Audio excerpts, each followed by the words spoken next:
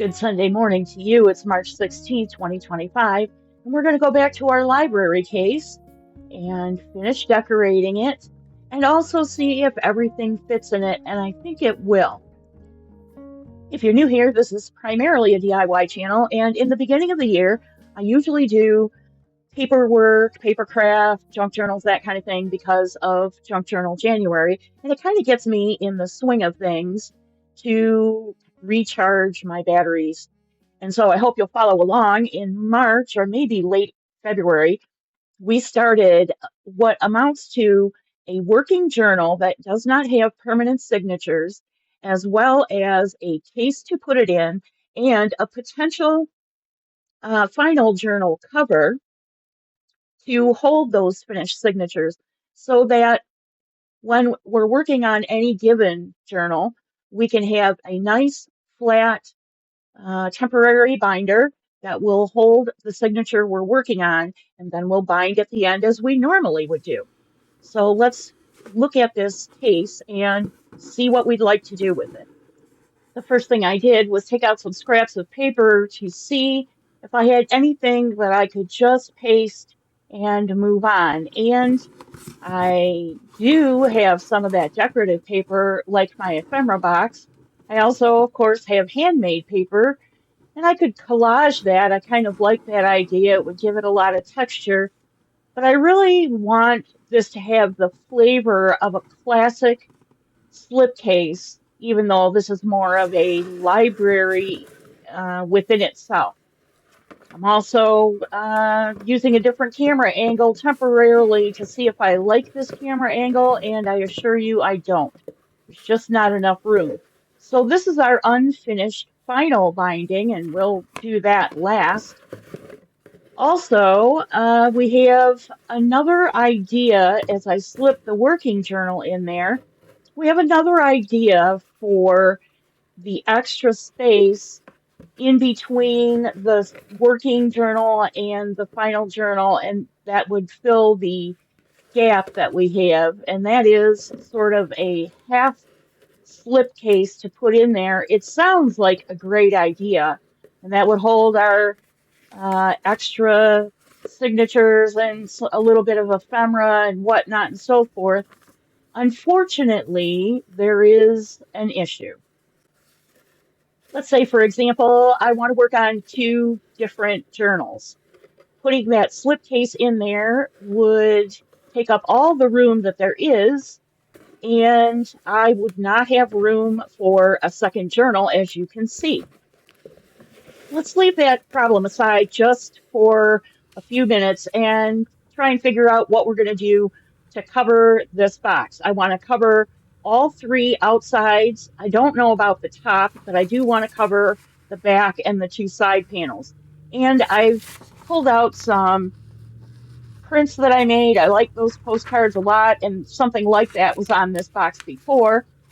But I want something a little more bookish. A strong contender for this is this shot of the Detroit Public Library. Another strong contender is this Da Vinci drawing, and all I would have to do is fold it in half and cut it. And then here are those decorative panels that have the bad printing, but since they're going on a case that it's not going to be seen very much, these are the same or similar prints to the ones I used on the ephemera box. Let's see if making that image of the Detroit Public Library a little bigger will work for this slipcase, because I really think, under the circumstances, it's an appropriate image.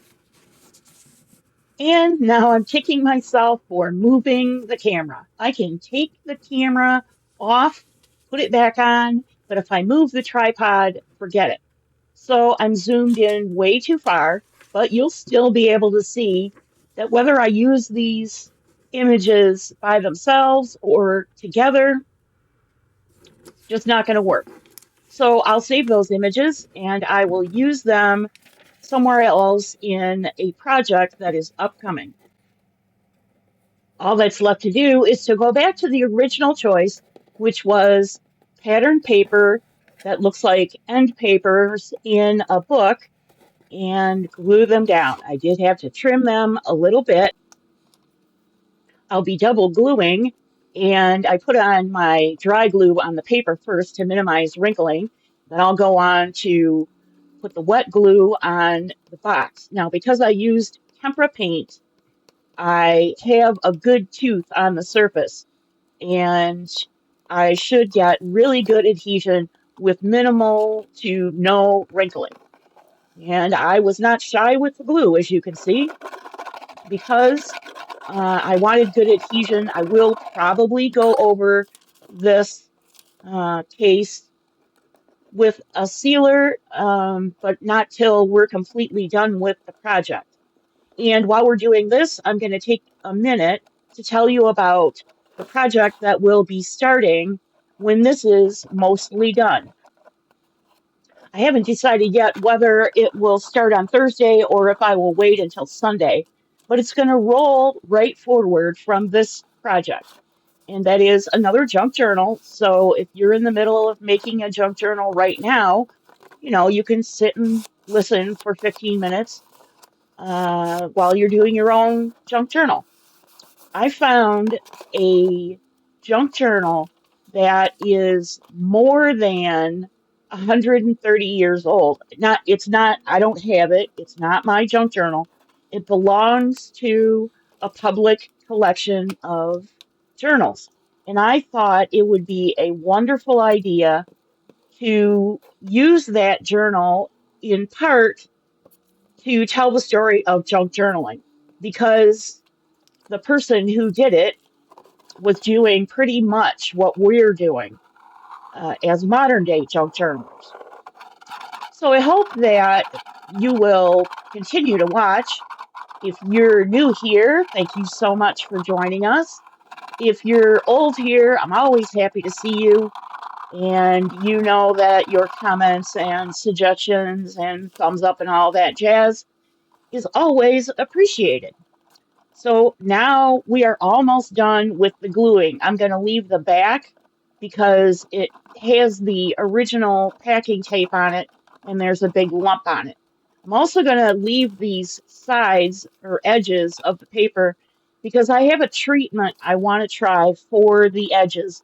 There is one side of this box that has a problem and I want to camouflage it if I can. We've got most of our excess glue wiped off and we'll smooth down this side. And here's our final shot. I like it. It's not the favorite box that it once was before I recovered it, but I like it. It does match my ephemera box in that they have papers that are the same style, kind of Art Nouveau and very tapestry-like. The whole thing is matte, which makes me really happy. And if I need some kind of temporary ephemera keeper, I can always make myself a little box like this box that we made back when we were doing things for the beginning of our storage series. I'm very excited about this next journal that I'll be making. I don't know that it's going to go in the pre-made cover that we started, but we'll just have to see. It certainly can because the cover is made to accommodate 8.5 by 11 pages folded in half as our height and width. I hope you keep watching for that journal. And because we're doing it signature by signature, it could end up being a standalone journal about the history of journaling, or it could be incorporated into a larger project. Hence the reason we made the library case.